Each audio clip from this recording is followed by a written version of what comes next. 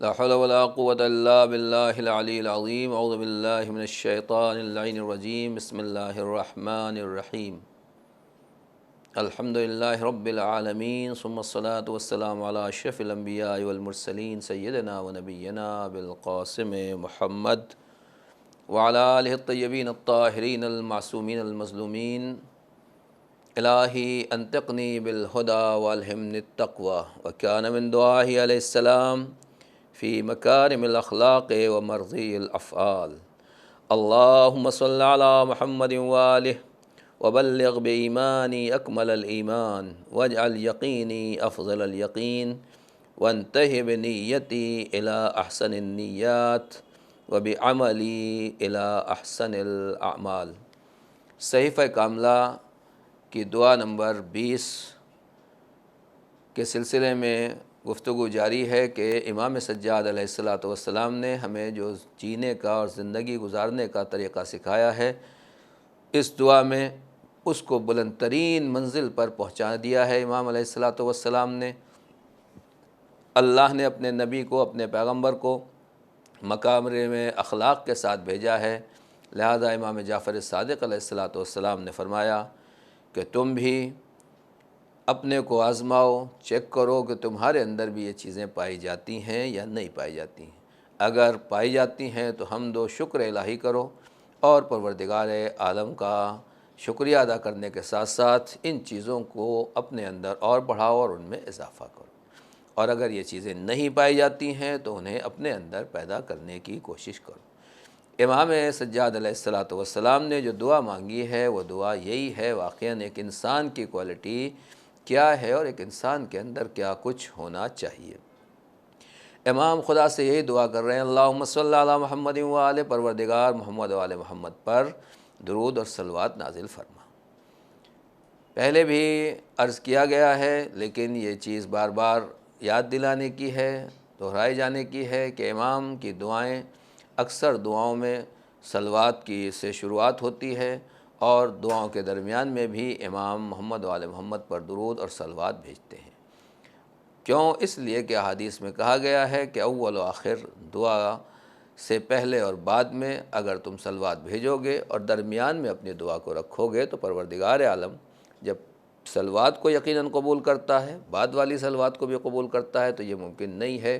کہ وہ دعا کے اول و آخر کو قبول کر لے اور درمیان والی اور بیچ والی دعا کو چھوڑ دے۔ لہٰذا دعا کی قبولیت کے لیے محمد و آل محمد پر صلوات ایک بہترین طریقہ ہے اور مستحسن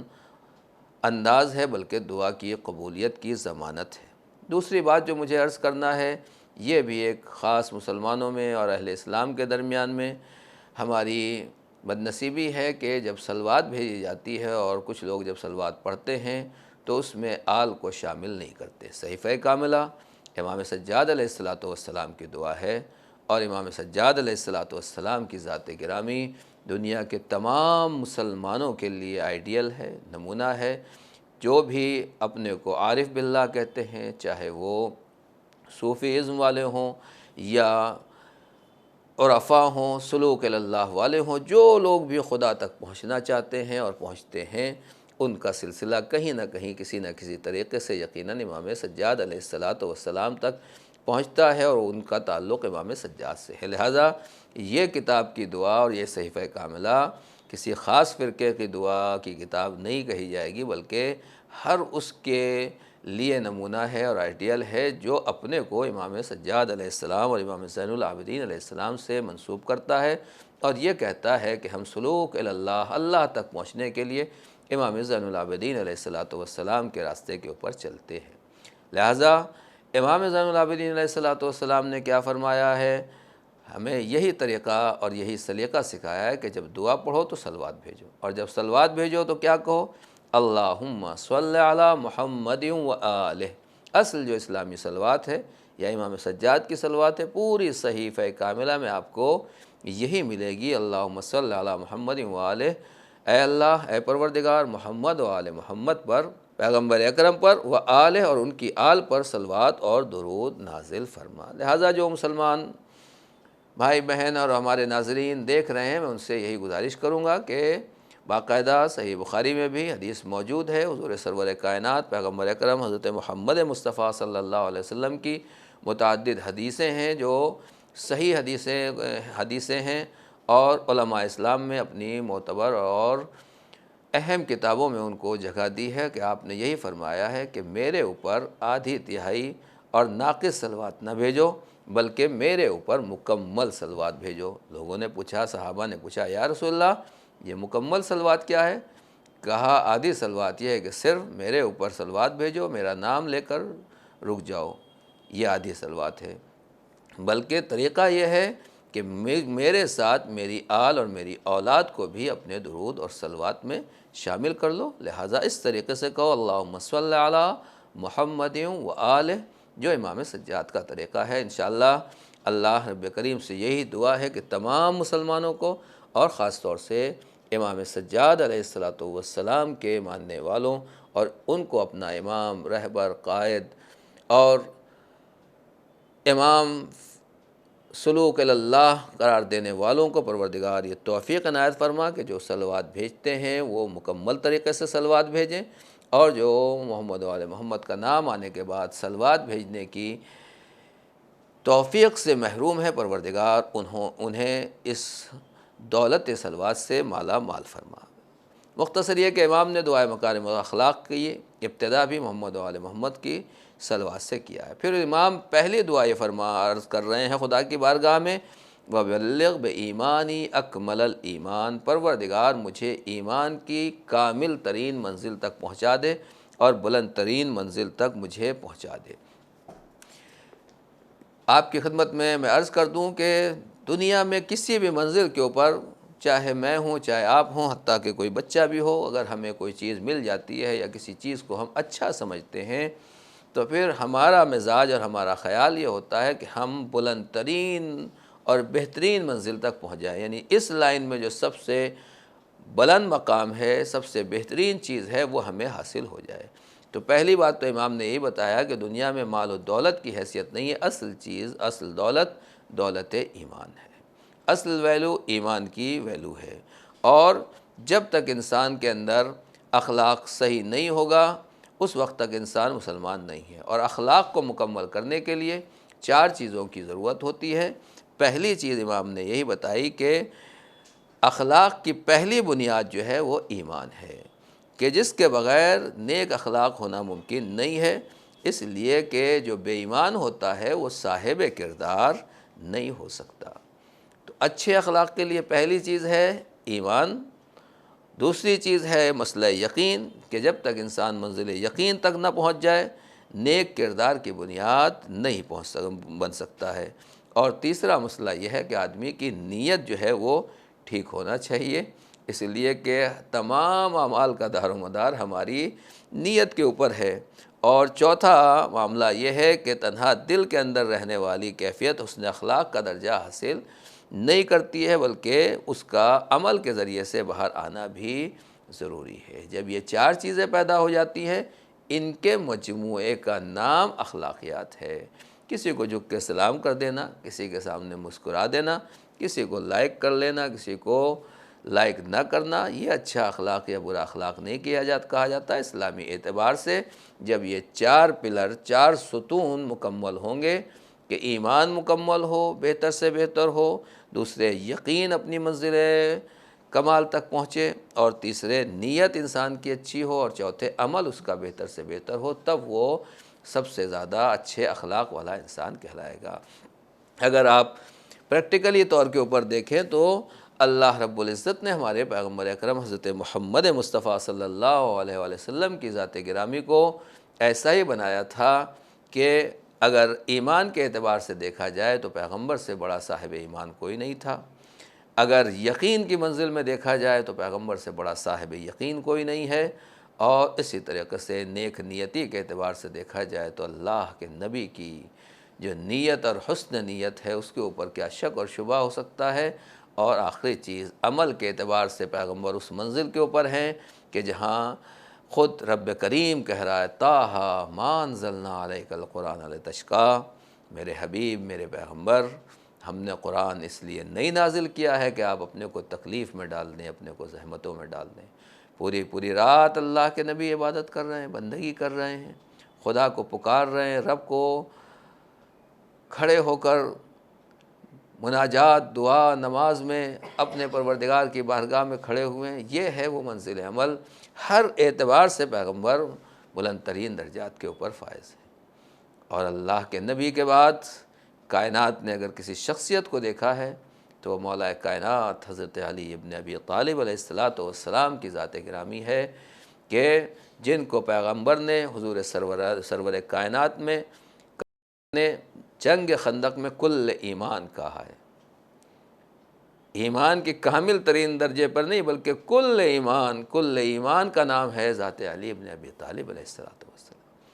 یقین کے اعتبار سے دیکھا جائے تو مولا کائنات کا خود ارشاد ہے کہ اگر میرے سامنے سے پردے ہٹا دیے جائیں تو میرے یقین میں اضافہ ہونے والا نہیں ہے۔ اس کو کہا جاتا ہے ابو طالب کے لال فرزند ابو طالب، ہماری جانیں قربان ہوں باپ اور بیٹے ان دونوں شخصیتوں کے اوپر، محسن اسلام جناب ابو طالب کے اوپر اور جناب مولا کائنات محافظ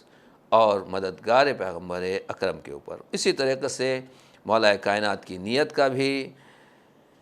معاملہ ہے کہ دنیا میں کون ہے جو مولا کائنات کی نیت کے بارے میں کچھ کہہ سکتا ہے۔ کتنے مواقع ایسے آئے جہاں واضح طریقے سے مولا کائنات کی نیت کا دنیا کو پتہ چلا کہ واقعاً لوگوں کی نیتوں میں کتنا فطور تھا اور مولا کائنات کی نیت میں کتنی پاکیزگی اور کتنی طہارت اور واقعاً کتنی بلندی پائی جاتی تھی۔ عمل کے اعتبار سے بھی مولا کائنات کی ذات گرامی وہ ہے جو ہر منزل کے اوپر پیغمبر کے نقش قدم پر چل رہے ہیں۔ تو اس طریقے سے خود مولا کائنات ہی نہیں بلکہ شہزادی کائنات کی ذات گرامی بھی، اور اس کے بعد امام حسن اور امام حسین علیہ السلام اور حضرت امام زمانہ عجل اللہ تعالیٰ فرجہ الشریف تک، اگر آپ جتنے بھی ائمہ طاہرین کی زندگی کو دیکھیں گے تو اپنے زمانے میں ایمان کے اعتبار سے کامل ترین ایمان کے مالک اور نیت کے اعتبار سے کامل ترین اور بلند ترین نیت کے مالک، منزل یقین میں ان سے بلند درجے پر کوئی فائز نہیں اور عمل میں بھی ان سے کوئی آگے نہیں ہے۔ آج ہمارا معاملہ بھی یہی ہے کہ جو ہمارے علماء، مراجع کرام، سلوک فی سبیل اللہ والے علماء ہیں اور واقعاً علماء عاملین ہیں، یہ بھی اپنے علم کے بنا پر واقعاً اپنے زمانے کے اعتبار سے بہترین ایمان کے مالک ہیں، بہترین منزل یقین پر فائز ہوتے ہیں، اور اسی طریقے سے عمل کے اعتبار سے دیکھا جائے، نیت کے اعتبار سے دیکھا جائے تو ان کی نیت کا بھی کوئی جواب نہیں ہے۔ اب ایمان کیا ہے اور ایمان کی منزلیں کیا ہیں، اس بارے میں ہمیں گفتگو کرنا ہے۔ تو سب سے پہلی بات تو یہ بتا دوں کہ بعض لوگ جوان ہمارے کچھ ناظرین ہو سکتا ہے سمجھیں کہ جو آدمی مسلمان ہے وہ مومن ہے۔ ایسا نہیں ہے کہ ہر مسلمان مومن ہو۔ دنیا میں جو انسان بھی ہے جب تک وہ اسلام کو قبول نہیں کرتا ہے، لا الہ الا اللہ محمد رسول اللہ صلی اللہ علیہ وآلہ جب تک اپنی زبان سے اقرار نہیں کرتا ہے، ایسا انسان مسلمان نہیں ہوتا ہے۔ لہذا اسلام لانے کے لیے کلمہ شہادتین جاری کرنا ضروری ہے۔ دوسری بات یہ ہے کہ اسلام پہلی منزل ہے، پہلا زینہ ہے، ایمان جو ہے وہ اس سے بلند ترین منزل کا نام ہے۔ جیسا کہ سورہ حجرات آیت نمبر 14 میں 14 میں ارشاد ہے، قالت الاعراب آمنا قل لم تؤمنوا ولكن قولوا اسلمنا ولما يدخل الایمان فی قلوبکم۔ یہ مدینہ کے آس پاس کے بدو لوگ، دیہاتی لوگ آ کے کہتے ہیں کہ آمنا، اے پیغمبر ہم ایمان لے آئے، ہم بھی مومن ہو گئے۔ تو آپ ان سے کہیے کہ تم ابھی ایمان نہیں لائے ہو،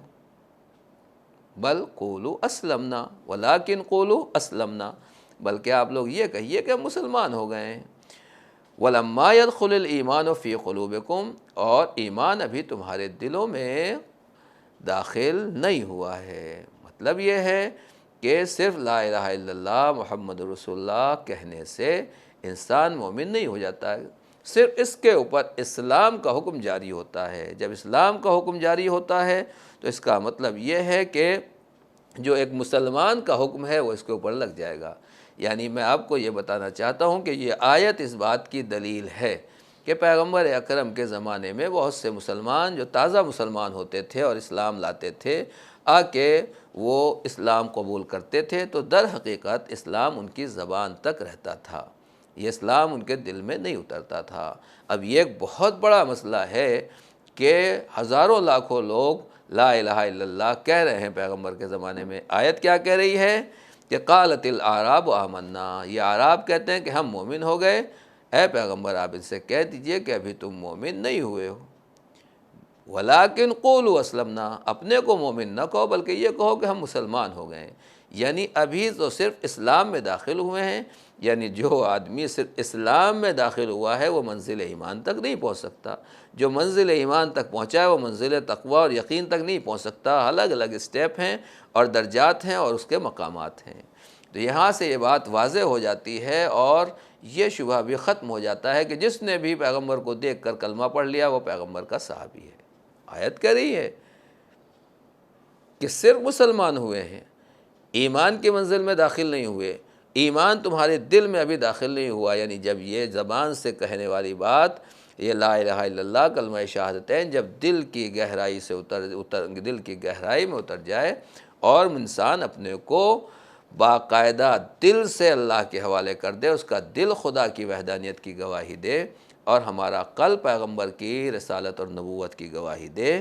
تب انسان مومن کہلاتا ہے۔ تو ایمان الگ چیز ہے، اسلام الگ چیز ہے۔ دنیا والے بہت سے مسلمانوں کو دیکھنے کے بعد یہی کہتے ہیں کہ یہ بڑے مومن ہیں اور لوگ ان کو مومن کہتے ہیں اور ان کا عمل یہ دیکھیے۔ نہیں، جو بھی ابھی اسلام میں داخل ہوا ظاہر سی بات ہے کہ وہ اسلام کے بارے میں بہت سی چیزوں کو نہیں جانتا، وہ ایمان کو نہیں جانتا ہے، وہ مراتب ایمان کو نہیں سمجھتا ہے۔ جب نہیں سمجھ سکتا تو اس کے اوپر عمل کیسے کرے گا؟ جب عمل نہیں کرے گا تو اس کو وہ درجہ وہ ثواب کیسے حاصل ہوگا؟ لہذا پہلی چیز تو یہ ہے کہ انسان کا ایمان ضروری ہے اور صرف اسلام پہ رکنا کافی نہیں ہے۔ حضور سرور کائنات کے زمانے میں ایسے بے شمار لوگ پائے جاتے تھے جو واقعاً صرف اور صرف جو ہے وہ نام کے مسلمان تھے، اسلام کا ان کے اوپر حکم لگتا تھا مگر مومنین کی فہرست میں داخل نہیں ہوتے تھے۔ اسی لیے امام جعفر صادق علیہ السلام نے ارشاد فرمایا ان الایمان ما وقر فی القلوب، ایمان اس درجے کو کہا جاتا ہے، اس کوالٹی کو کہا جاتا ہے جو دل کے اندر اتر جائے اور دل کے اندر جو ہے وہ قائم ہو جائے اور دل کے اندر ساکن ہو جائے۔ والاسلام ما علیہ المناکع والموارث وحقن الدماء، اسلام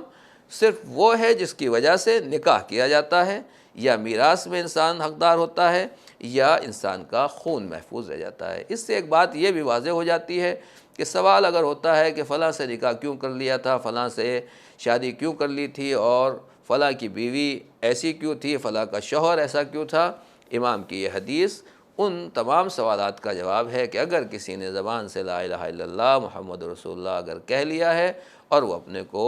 مسلمان کہہ رہا ہے تو اس سے شادی کی جا سکتی ہے اور ایسے لوگوں سے نکاح کرنا جائز ہے۔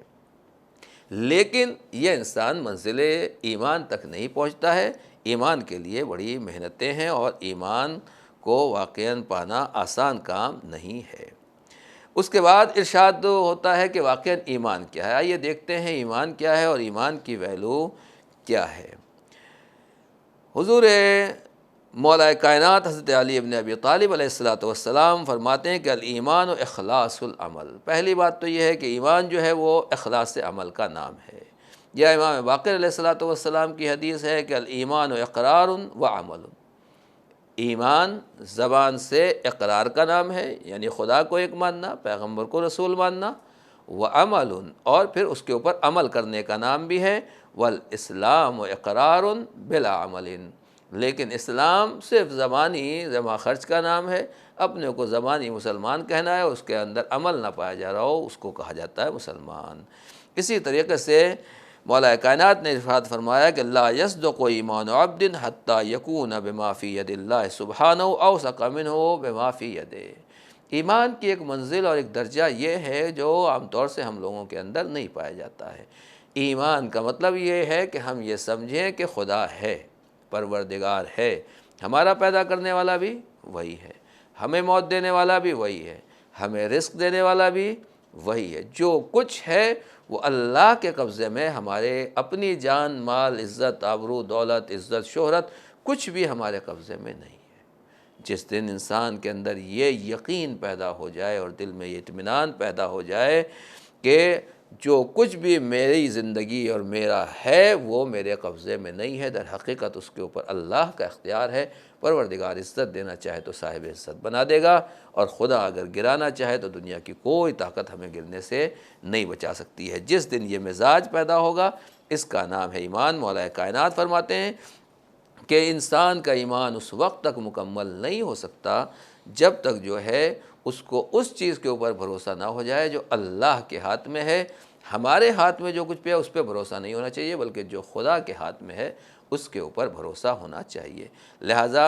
اپنے مال دولت عہدہ کسی بھی چیز کے اوپر اگر انسان کو بھروسہ ہے تو اس کا مطلب اس کا ایمان کمزور ہے۔ ان چیزوں کے ہوتے ہوئے اصل بھروسہ خدا کی ذات کے اوپر ہو، یہی در حقیقت دولت ایمان ہے۔ ائمہ طاہرین علیہ السلام کی زندگی، پیغمبر کی زندگی ہمارے لیے اسی لیے آئیڈیل ہے کہ حضور سرور کائنات کو اور ان تمام شخصیتوں کو جو اصل بھروسہ تھا وہ خدا کے اوپر تھا، اپنے اوپر نہیں، اپنی ذات پر نہیں، بلکہ پروردگار کے اوپر ان کو مکمل بھروسہ اور توکل تھا۔ رب کریم سے دعا ہے کہ پروردگار اسی طریقے کی دولت ایمان سے مالا مال فرما، اور ہمیں بھی تیری ذات کے اوپر مکمل طریقے سے بھروسہ کرنے کی توفیق عنایت فرما۔ والسلام علیکم ورحمۃ اللہ وبرکاتہ۔